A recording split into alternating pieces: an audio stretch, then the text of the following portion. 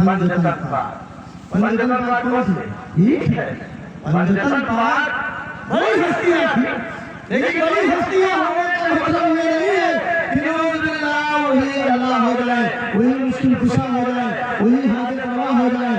वो लोग कहते हैं, शियों का ऐसे है कि खमसतुन उठो बिहा हर वबाइल हातिमा अल-मुस्तफा वल मुर्तजा वब्नहुमा वल फातिमा।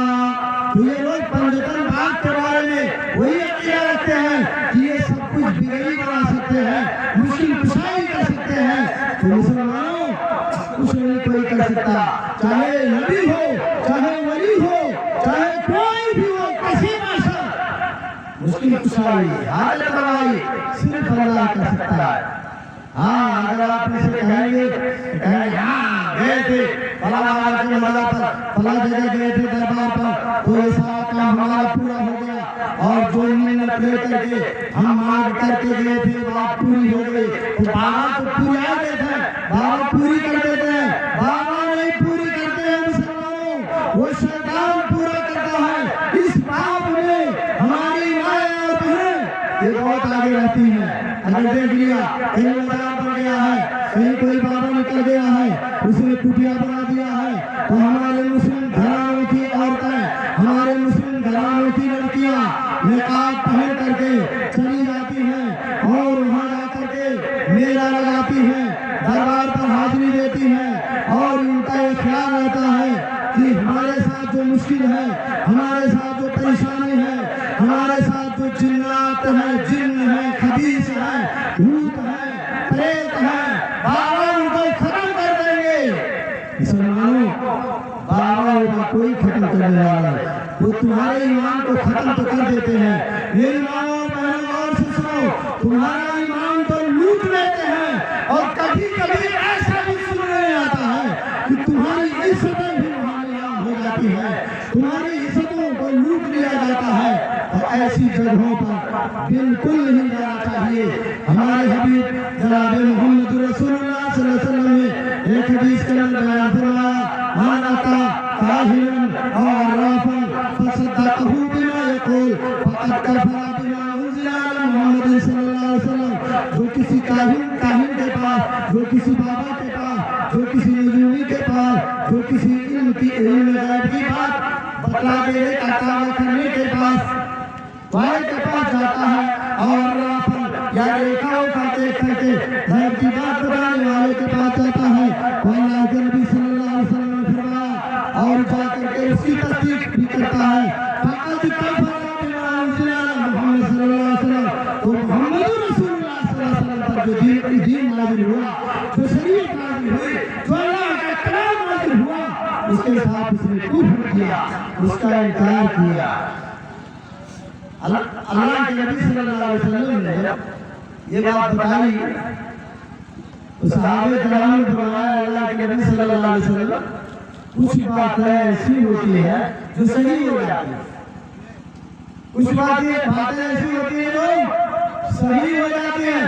अल्लाह के नबी सल्लल्लाहु अलैहि वसल्लम ने फरमाया, ज़ालिका मिन शैतान, वो शैतान की तरफ से होता है, शैतान अपने चेहरे की मदद करता है। आपने देखा होगा, आपने सुना होगा, अगर कोई शख्स किसी काहिन के पास, किसी बाबा के पास, किसी नजूमी के पास जाता है, वो काहिन और बाबा वो नजूमी क्या करता है कि अपने घर से कोई पुराना कपड़ा ले आओ, अपने बेटे का कपड़ा ले आओ, अपने बहू की दुपट्टा ले आओ, या कोई घर की पुरानी चीज ले आओ, और वो पुरानी चीज मंगा करके वो अपने जिन्नों को, अपने मुवक्किलों को सौंपता है।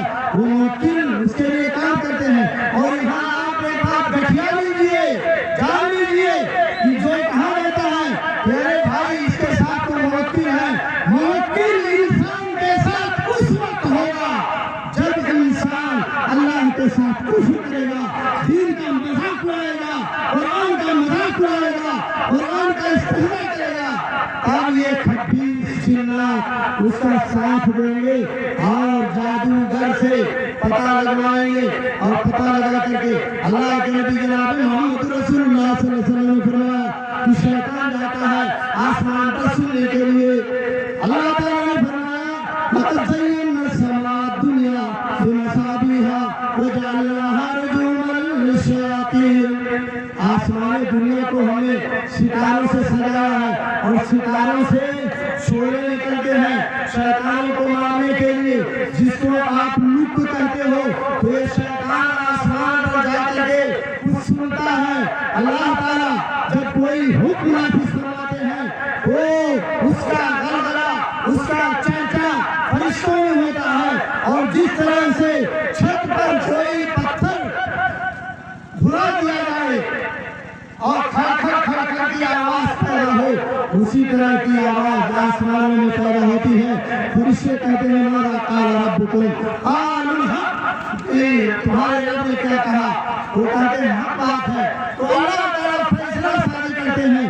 ان فیصلوں میں سے یہ مسترق السمع جو شیطان ہوتا ہے یہ سن کر کے آتا ہے اور اپنے چہرے کے کان میں اس طرح سے ان باتوں کو ڈالتا ہے جس طرح سے ایک مرغی اپنے بچے کو دانا چراتی ہے کچھ کر کے.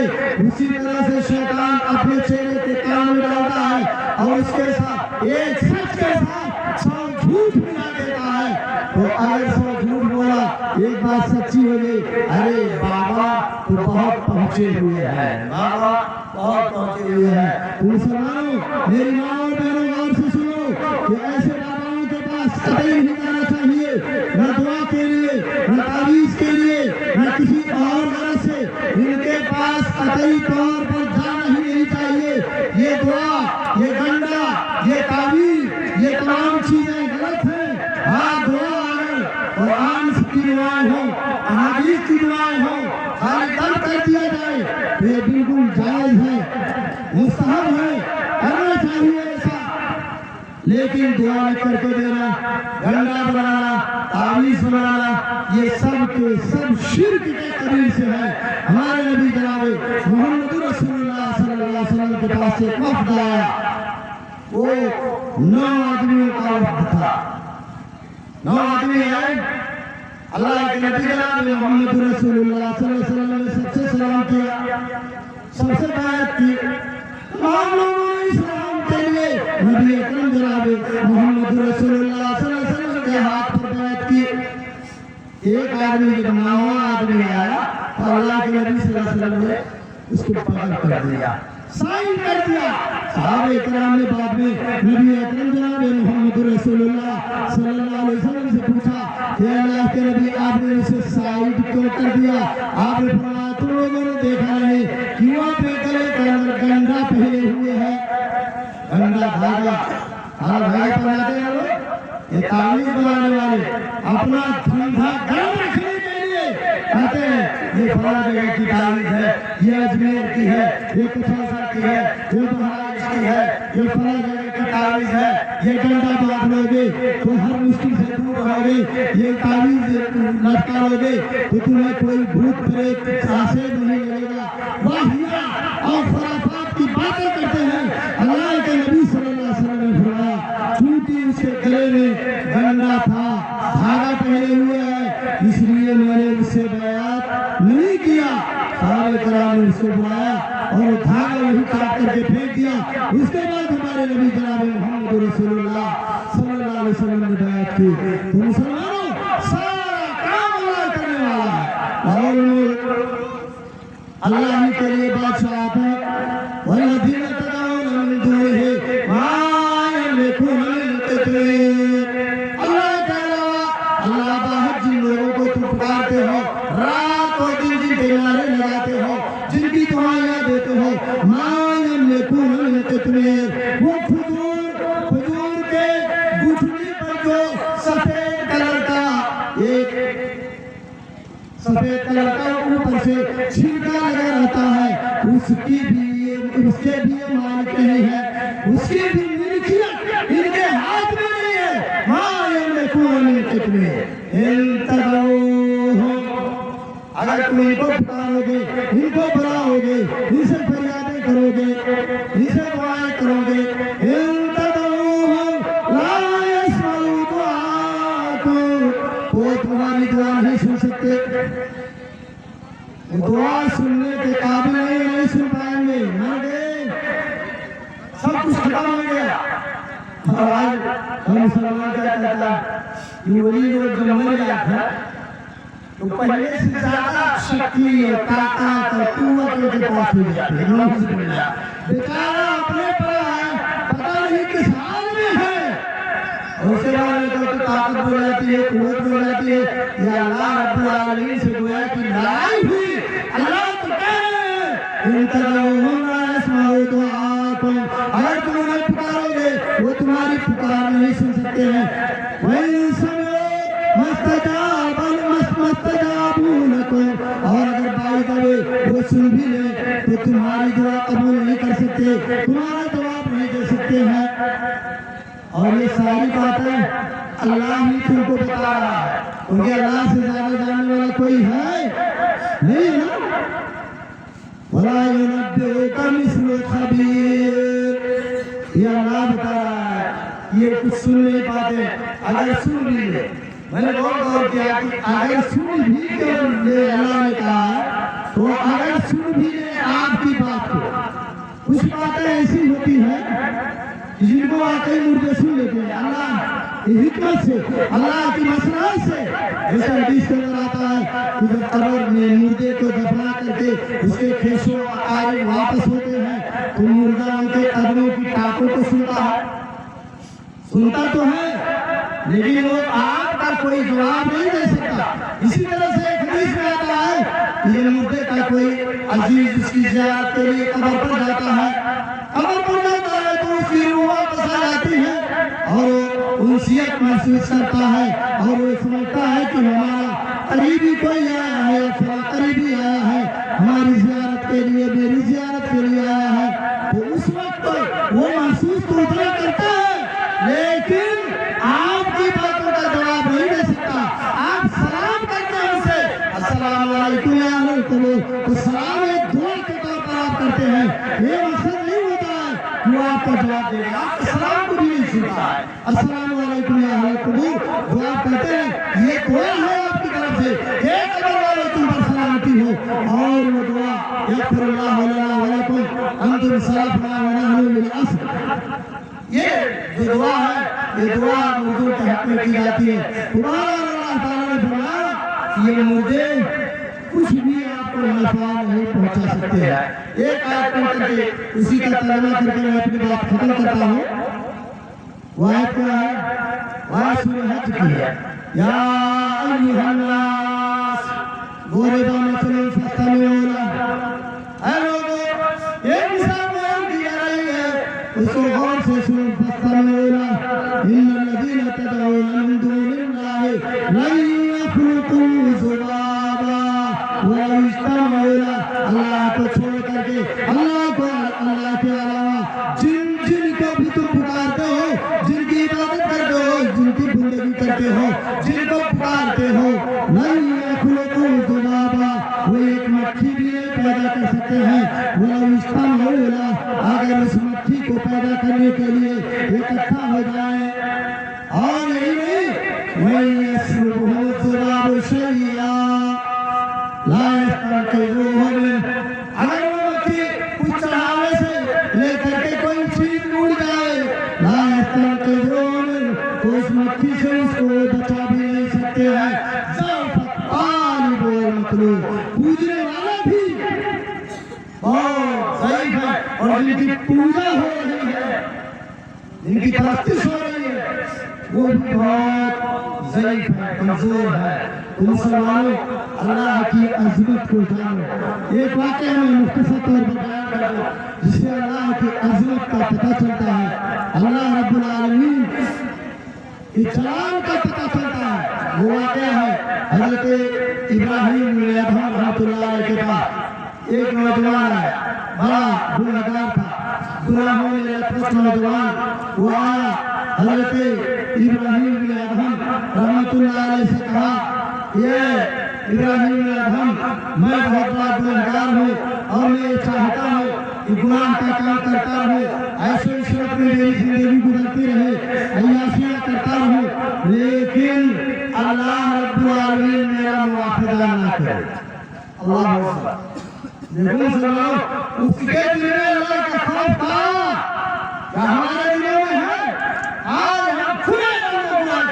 چاہتے ہیں لیکن ہمارے لوگ اللہ کا خوف نہیں. اس نے کہا ایسا نسخہ بتا دیجئے کہ میرے گناہ کے کام میں گناہ کا کام کرتا ہوں اس سے مجھے کوئی نقصان نہ ہو اللہ مواخذہ نہ کرے. ابراہیم رحمۃ اللہ علیہ بہت ہوشیار شخص. انہوں نے کہا ٹھیک ہے میں تمہارے سامنے 5 چیزیں رکھتا ہوں. 5 چیزوں میں سے کسی ایک پر اگر تمہیں قدرت حاصل ہو جائے تو جاؤ جتنا گناہ کرنا ہو کرو. لیکن 5 چیزوں پر ایک پر 5 چیزوں میں سے ایک پر تمہیں قدرت رکھنا ہوگا. وہ نوجوان خوش ہو گیا. اس نے کہا مجھے بتائیے. نوجوان اگر تم گناہ کرنا چاہتے ہو گناہ کا کام کرو لیکن اللہ کی معصیت اللہ کی نافرمانی تم اللہ کی دی ہوئی روزی کھا کر کے نہ کھاؤ نہ کرو. یعنی گناہ کا کام کرنا ہو تو اللہ نے جو روزی تمہیں دیا ہے وہ روزی نہ کھاؤ. روزی ہمارے مائی باپ کو کہا ہے کوئی بات فقیر پیر کام دینے والا روزی کوئی نہیں دے سکتا. روزی کو اللہ ہی دیتا ہے. وَمِن دَابَّةٍ فِي الْأَرْضِ إِلَّا عَلَى اللَّهِ رِزْقُهَا. روزی کو اللہ ہی دیتا ہے نا. اچھا یہ کیسے تمہارا ہو تو تمہیں کہ دی ہوئی روزی اللہ کی کھاؤ اور اللہ کی نافرمانی کرو. آج دوسری بات بتائیے. دوسری بات یہ ہے کہ جب گناہ کا کام کرنا ہو تو اللہ کی بنائی ہوئی زمین پر نہ ہو. اللہ کی بنائی ہوئی زمین پر نہ ہو یا اللہ کی بنائی ہوئی زمین سے ہٹ کر کے کسی دوسری زمین پر چلے جاؤ وہاں جا کر کے گناہ کا کام کرو. انہوں نے کہا کہ انشاءاللہ کے اللہ کو ہم نے بنایا ہے. ساری زمین اللہ کی بنائی ہوئی ہے. یہاں اللہ کی بنائی ہوئی زمین پر رہ کر کے اللہ کی معصیت کرنا چاہتے ہو. اچھا تیسری چیز بتائیے. تیسری چیز یہ ہے کہ جب گناہ کا کام کرنا ہو تو کہیں ایسی جگہ چھپ کر کے جا کر کے گناہ کرو جہاں تمہیں اللہ دیکھ نہ پائے. اللہ تمہیں دیکھ نہ پائے. وہاں جا کے گناہ کرو. اللہ کہا ایسا کون جگہ ہے ایسی کون سی جگہ ہے جہاں اللہ نہ دیکھے. یہ یقین ہے تمہیں کہ اللہ تمہیں ہر جگہ دیکھتا ہے اور یہ یقین ہونے کے باوجود تمہاری جرأت تمہاری ہمت ایسے ہوتی ہے کہ تم اللہ کی نافرمانی کرو. اچھا چوتھی چیز بتائیے. چوتھی چیز یہ ہے کہ جب گناہ کا جب ملک الموت آ جائے گا موت کے فرشتے آ جائیں گے تمہاری چارپائی کو پھیل دیں گے. ملک الموت کہیں گے کہ اپنے روح ہمارے حوالے کرو. روح نکالنے لگیں گے تو ملک الموت کو جھٹک دینا ان سے نہ جانا ان سے جھگڑا کرنا کہ ہم اپنی روح تمہارے حوالے نہیں کر سکتے ہیں جاؤ یہاں سے تم چلے جاؤ. آئے کہاں ہمارے گھر کا ہے آئے کہاں پائے گا. ارے ہم پتا نہیں کس حالت میں ہوں گے. ہماری آنکھیں کھلی رہیں گی ہمارا ہاتھ پڑا رہے گا ہوش آواز نہیں رہے گا. پتا نہیں کس حالت میں ہوں گے تو کہاں تک یہ کام نہیں کر سکتے ہو وہ اللہ کی نافرمانی کیسے کرنا چاہتے ہو. اچھا پانچویں چیز بتائیے. پانچویں چیز یہ ہے کہ جب قیامت قائم ہو جائے گی حشر کا میدان قائم ہو جائے گا حساب و کتاب ہو جائے گا جنت جہنم کا فیصلہ کر دیا جائے گا اور زبانیاں فرشتے تم کو پکڑ کر کے جہنم کی طرف حسین کر کے لے جانے لگیں گے. تو وہاں لوگوں سے کہہ دینا نہیں میں جہنم میں نہیں جاؤں گا میں جنت میں جاؤں گا. میں اتنا پاورفل ہوں میں اتنا طاقتور ہوں میری اتنی پہنچ ہے. یہ سب کچھ کر کے تم زبانیاں فرشتوں سے چھٹکارا حاصل کر کے جنت میں چلے جانا. تو کہا یہ کہاں ہو پاتا ہے ایسا کہاں ہو پائے گا. وہاں تو کچھ نکل جائے گی. کہاں سے ہو پائے گا. کہا جب تم سے کچھ نہیں ہو پائے گا تو گناہ کا کام کیسے کرنا چاہتے ہو. اس نوجوان نے اسی مجلس میں ایسی سچی توبہ کی کہ پھر وہ گناہوں کے قریب رہ گیا. تو مسلمانوں اللہ کی عظمت کو پہچانو توحید پہچانو. ہمارے صدر اجلاس نے شروع ہی میں کہا تھا تمام انبیاء کرام علیہ السلام نے توحید کی دعوت دی ہے. توحید آج توحید سے پوری امت تقریباً پوری امت ناشنا ہو چکی ہے. جو اپنے آپ کو مسلمان کہتے ہیں وہ بھی غیر مسلموں کی طرح ان کو پکارو ان سے فریاد کرو، ہاں ان سے مانگو، یہی سب ہو رہا ہے۔ ان کی زمینیں لگاؤ، مسلمانوں صحیح اسلام پر آ جاؤ، قرآن و سنت پر عمل کرو، قرآن و سنت کو اس طرح سے سمجھو جس طرح سے صحابہ کرام رضوان اللہ علیہم اجمعین نے سمجھا تھا، آئین اعظام نے سمجھا تھا، ہمارے اسلاف نے جس طرح سے قرآن و سنت کو سمجھا تھا، اسی طرح سے قرآن و سنت پر عمل پیرا ہو جاؤ گے، تب عظمت رفتہ واپس آئے گی۔